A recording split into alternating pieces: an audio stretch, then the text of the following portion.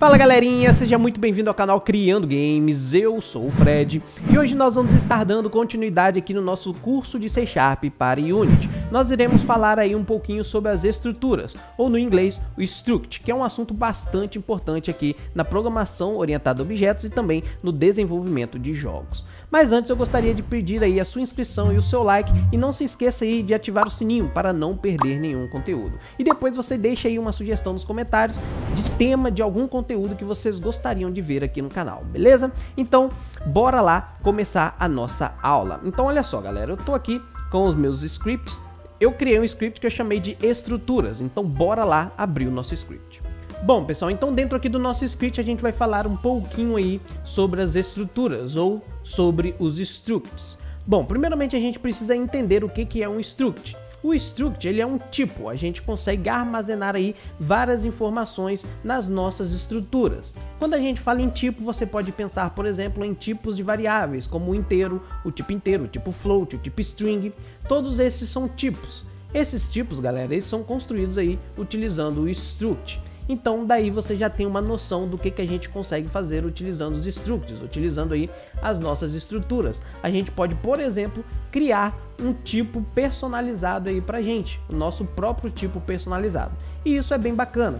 E também a gente tem aí algumas outras aplicações para os nossos tipos. Então a gente vai ver tudo aqui na aula de hoje, beleza? Então olha só, primeiramente eu vou criar aqui o nosso struct. O struct ele é muito semelhante a uma classe, vocês já vão ver isso. Então primeiramente, olha só, vou criar aqui public struct e aí vou nomear a minha struct, vou chamar de moto, desse jeito. Então veja que a estrutura aqui para a criação de um struct é bem semelhante à estrutura de criação das nossas classes. A única coisa que mudou aqui é que eu tenho class e aqui é struct. Porém, por exemplo, aqui a minha classe está herdando de monobehavior. O meu struct não possui herança. Na verdade, quando a gente trabalha com structs, a gente não consegue utilizar herança. Eu não consigo fazer com que um struct herde de outro struct, ou herde de uma classe, ou então uma classe herdar do struct. Isso não é possível.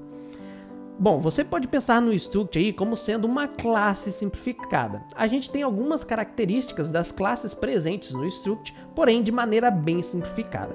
Isso aí pode parecer que não, mas tem suas vantagens. Quando você tem muita informação em uma classe, beleza, você vai utilizar a sua classe ali, os objetos e tudo mais. Mas quando você tem poucas informações armazenadas nas classes, é melhor que você utilize um struct. E por que isso? Vamos supor, por exemplo, no exemplo que eu criei aqui do struct, eu criei um struct moto, vai ser o meu tipo moto.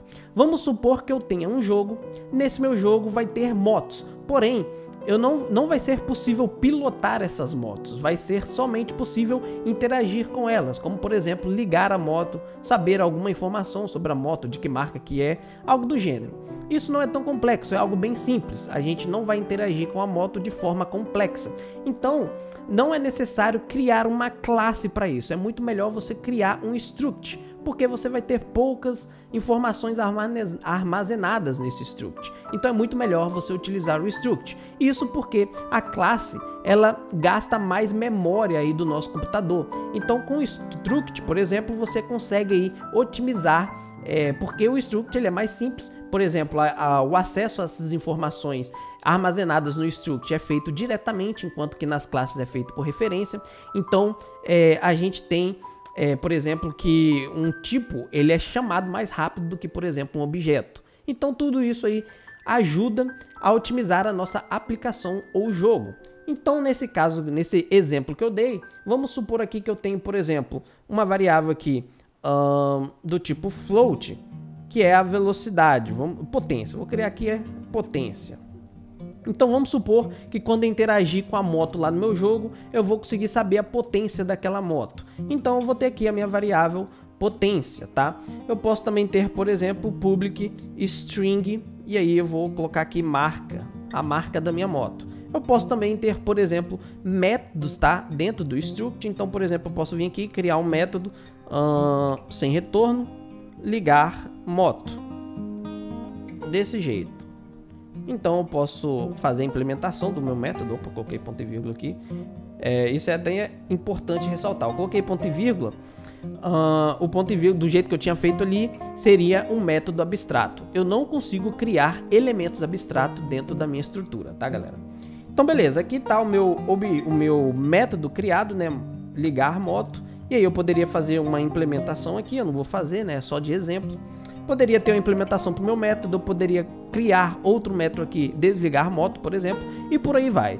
Então, o struct ele é bem útil. Agora vocês vão ver como que seria a aplicação dele aqui na nossa classe, por exemplo. Eu venho aqui e defino o tipo, o meu tipo moto. Então, olha só, moto.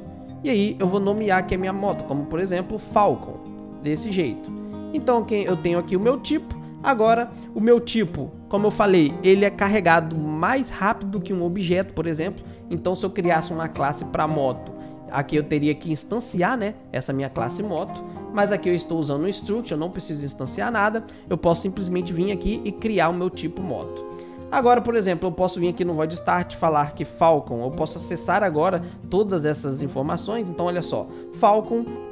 Opa, Falcon com F maiúsculo, né? Eu coloquei Falcon.potência. E aí eu posso definir uma potência aqui como sendo, sei lá, 1000, por exemplo.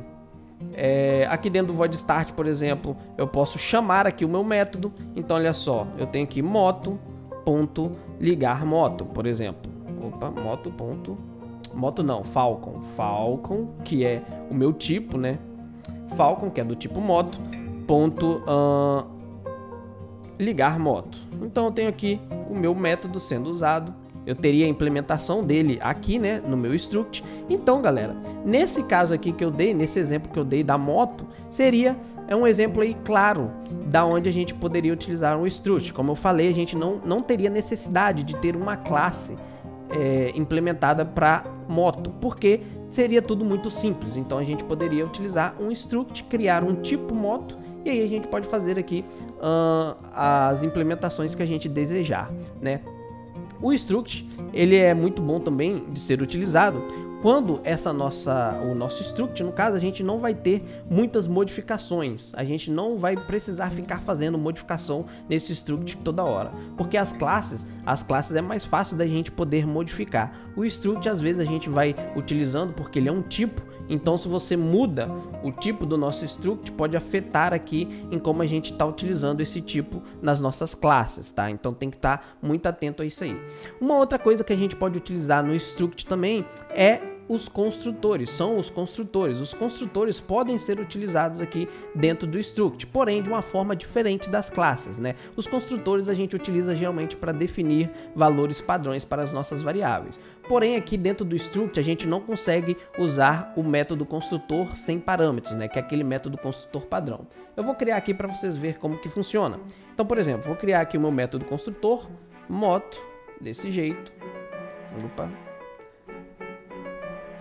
Beleza, aqui está o meu método construtor, ele está retornando o erro porque eu tenho que fazer agora algumas implementações aqui nesse método. Então, por exemplo, a primeira coisa que eu tenho que fazer, o meu método construtor, quando ele está dentro de um struct, quando ele é criado no struct, eu preciso criar parâmetros, tá? Então vai ser um método construtor com parâmetros. Então, por exemplo, eu vou ter aqui float potência.